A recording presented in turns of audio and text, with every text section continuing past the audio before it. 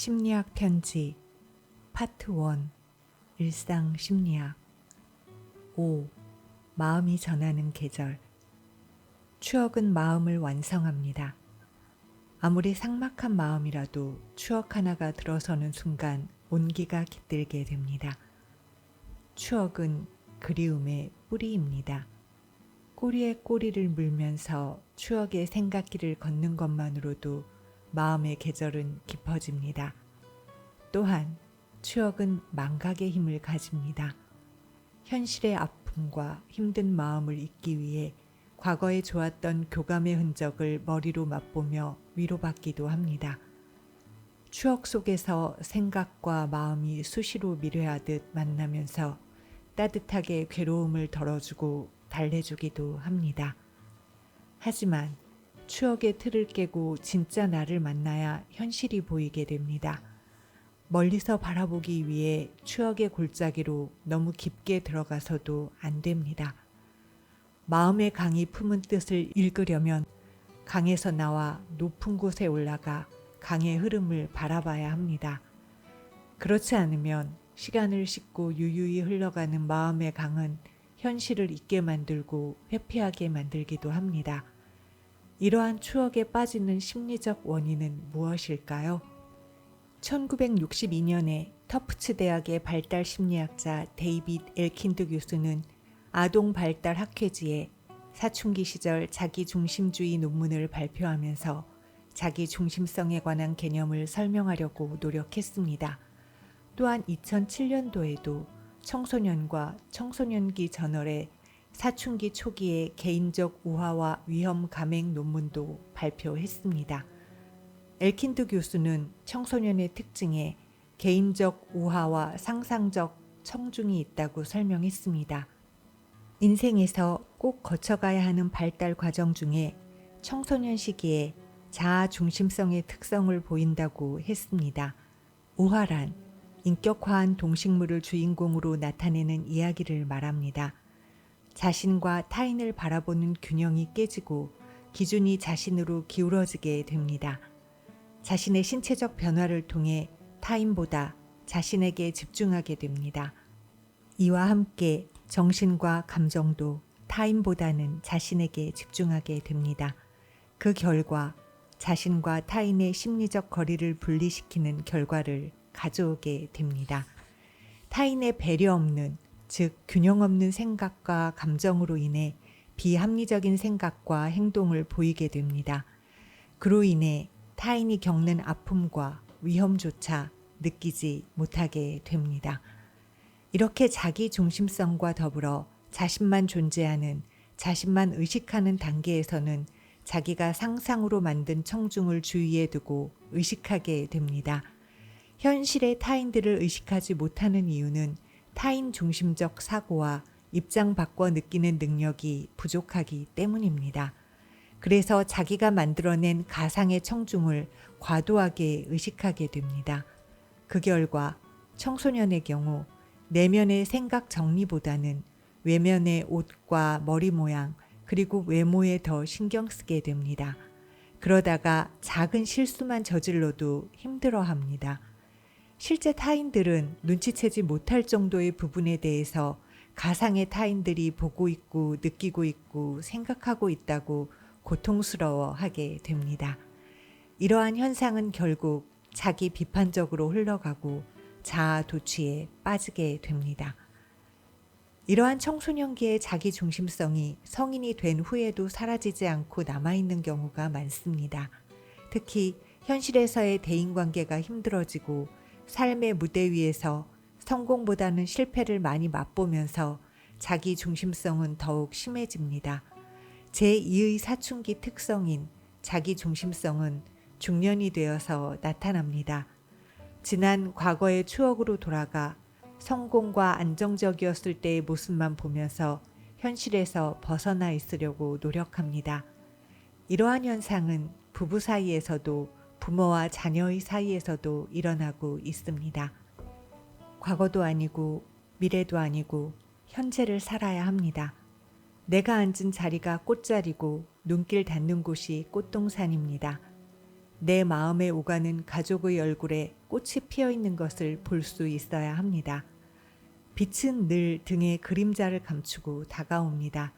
현재에 집중하려면 과거와 미래의 그림자에 가슴이라도 베인 듯 지나간 일과 다가올 걱정으로 밤을 지새우면 안 됩니다. 과거와 현재가 한 몸인 듯 만나는 추억에서 벗어나 지금의 행복을 찾아야 합니다.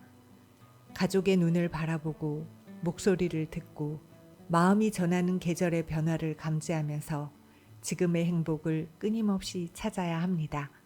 그래야 지금을 살 수 있습니다.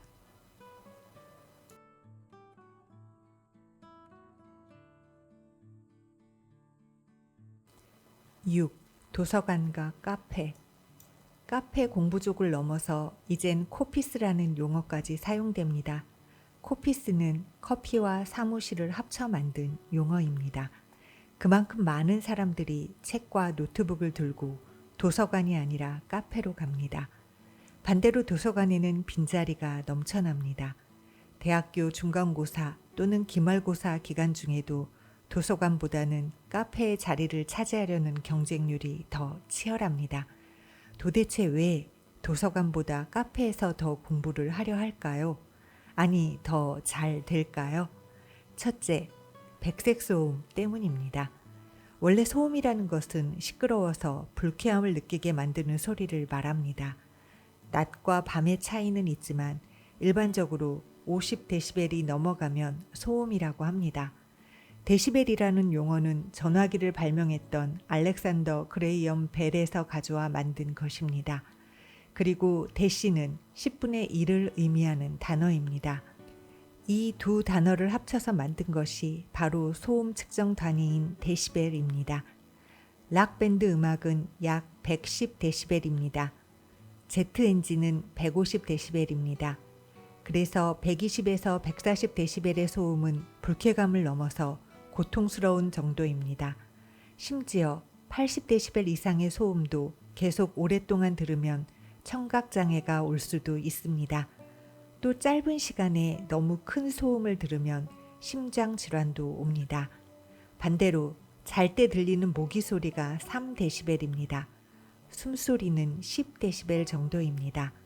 나뭇잎의 바람에 살랑거리는 소리는 10에서 20데시벨입니다. 그리고 1m 거리에서 속삭임이 20데시벨입니다. 교통량이 없는 도시의 거리는 30데시벨 정도입니다. 하지만 이러한 소음의 기준이 어느 공간에 있냐에 따라 달라지게 됩니다. 도서관은 워낙 조용해서 주변에서의 작은 속삭임이나 필기구를 떨어뜨리거나 책의 종이를 넘기는 소리까지 소음이 될 수 있습니다. 심지어 도서관에서 여러 작은 소리가 반복해서 들린다면 소리에 예민한 사람에게는 견디기 힘든 곳이 될 것입니다. 반대로 백색 소음은 물리적으로 보면 분명히 소음이지만 심리적으로 보면 절대로 소음이 아니라 오히려 마음을 안정시켜주는 소리입니다. 소리에는 들을 수 있는 소리와 들을 수 없는 소리가 있습니다. 이 중에 귀가 소리로 느낄 수 있는 영역을 가청 주파수라고 합니다. 예를 들면 높은 소리를 빨간색, 낮은 소리는 파란색, 중간쯤 되는 소리를 초록색이라고 가정하면 이 세 가지 색의 소리가 한꺼번에 지속적으로 들린다면 어떻게 될까요? 하얀색 소리로 바뀌게 됩니다. 삼원색인 빨간색, 파란색, 초록색 모두 더하면 하얀색이 되는 것처럼 소리도 전부 합쳐서 들리면 백색처럼 소리가 된다고 해서 백색 소음이라고 부르게 된 것입니다. 이렇게 백색 소음이 되면 마음이 오히려 안정을 느끼게 만들어주는 효과가 있습니다. 그래서 도서관보다는 어느 정도의 여러 가지 소음이 있는 카페가 더 안정적인 느낌을 가지게 만드는 것입니다. 바람소리나 빗소리, 폭포수 소리, 이런 소리들을 듣고 있으면 갑자기 편안해지는 것이 바로 백색 소음 효과인 것입니다. 그래서 상담할 때 너무 조용한 곳에 가지 말고 새소리도 나고 파도 소리도 좀 듣고 오라고 권하는 것입니다. 그리고 맑은 날보다 비가 오는 날에 빗소리를 들으며 책을 읽으면 집중이 잘 된다는 이야기도 이 백색 소음을 느끼기 때문입니다. 특히 갓 태어난 아기 때문에 잠을 못 이루는 초보 어머님들에게는 백색소음 효과를 강조해서 이야기 드립니다. 진공 청소기 소리, 파도 소리, 빗소리를 녹음해 뒀다가 아기들에게 들려주면 아기들이 편안해하고 심지어 금방 잠에 빠질 수 있다고 이야기 드립니다. 아무튼 이러한 소음과 소리의 영향으로 도서관보다는 카페에서 더 공부가 잘 됩니다. 둘째, 관계 심리 때문입니다. 도서관에 오는 모든 사람들은 책을 봅니다. 그리고 도서관은 지식을 습득하기 위해 모이는 곳입니다.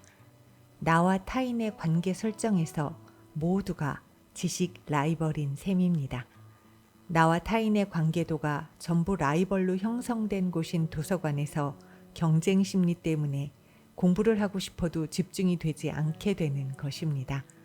타인이 어떤 책으로 공부하는지, 어디까지 진도를 나갔는지, 심지어 어떤 필기구로 사용하는지 모든 것을 견제하고 비교하면서 시간을 보내게 됩니다. 특히 어려서 과외나 혼자 공부를 한 나홀로 공부에 익숙한 사람에게는 도서관이 더욱 힘든 장소가 됩니다. 2명 이상의 사람이 같이 공부하는 모습에 위축되고 무의식적으로 견제의식이 향상됩니다. 이런 실험이 있습니다. 두 사람에게 서로의 손가락을 누르라고 이야기를 했습니다. 하지만 상대방이 누른 정도의 힘만큼만 누르라고 했습니다.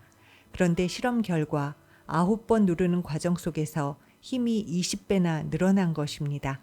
다시 말하면 상대방이 더 세게 누르는 것 같아서 자신도 모르게 계속 손가락을 누르는 힘을 높이게 된 것입니다. 내가 나를 바라보는 것보다 남이 나를 바라보는 것, 내가 공부하는 것보다 남이 공부하는 것에 더 많은 감각 신경을 두는 것입니다. 반대로 카페에서는 나와 타인의 관계가 자율적 존재를 형성합니다. 나와 타인을 라이벌로 묶을 수 있는 심리적 압박감이 전혀 없는 것입니다. 그래서 카페에서는 심적인 부담감이 전혀 없는 상태에서 책을 보고 공부를 하는 자세를 유지할 수 있는 것입니다. 이러한 관계 심리로 도서관보다 카페가 더 공부가 잘 되는 것입니다. 셋째, 공간 심리 때문입니다. 사람은 동적인 활동을 할 때는 탁 트인 공간을 선호합니다.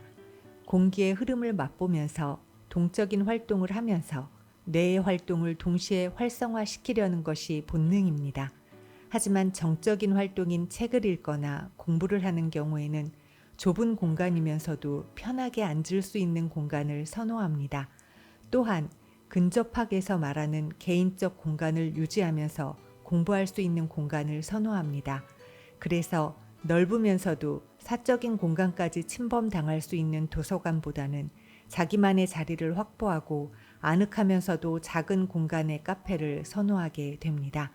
특히 아이들은 응가를 하거나 집중해서 뭔가를 할 때 자기만의 공간을 만들어서 들어가는 것을 좋아합니다. 또 구석에 들어가 오랜 시간을 보내면서 안정감을 느낍니다. 또한 자신을 감싸주고 덮어주는 이불 속에 들어가 있는 것을 좋아합니다. 그 이유는 바로 엄마의 자궁 효과 때문입니다. 엄마에게 보호받고 엄마와 함께 했던 그 공간의 심리를 세상 밖으로 나와서도 계속해서 끊임없이 갈구하게 되는 것입니다. 저는 써니네TV의 써니였습니다. 구독을 눌러주시면 영상을 만드는 데 큰 힘이 됩니다.